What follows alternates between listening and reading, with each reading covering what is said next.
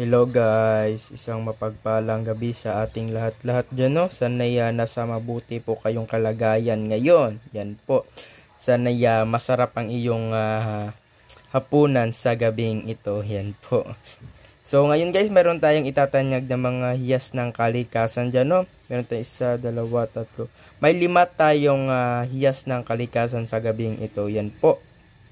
Bago ko po sila ipakilala, shoutout po muna po sa ating mga bagong subscriber dyan. Sa ating mga bagong subscriber, huwag kalimutan mag-subscribe, mag-share at mag-like po sa ating YouTube channel. Yan po, no? Kasi malaking tulong na po yan sa ating munting YouTube channel. Yan po, no? Sa mga mahihilig sa mga hiyas ng kalikasan, yan po ay nasa tamang video ka po. Yan po.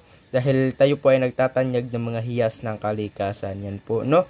So, shout out din po sa ating mga sa ating mga OFW diyan sa labas ng bansa na nagsusumikap pa sa kanilang pamilya. Yan po.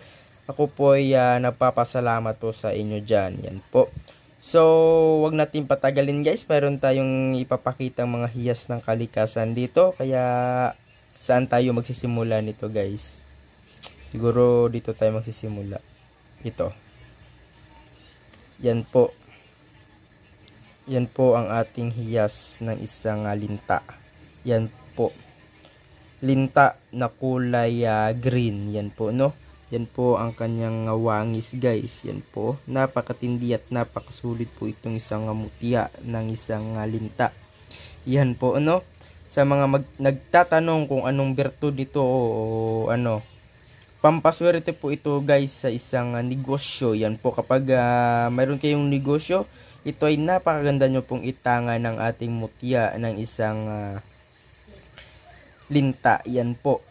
At sa mga mahilig din sa sugal, yan po, ito po ay napakatindi po. Yan po, no? Ang ating mutya ng linta, yan po ay napakatindi sa negosyo at sa sugal. Yan po. Yan po ang ating pampaswerte. Kapag ito ay tangan nyo guys, ito ay napakaganda sa sugal, no? Yan po, ito ay nagbibigay swerte din po sa ating buhay-buhay. Yan po, oh. Napakatindi at napakasulit po ang ating mutya ng isang linta. Yan po.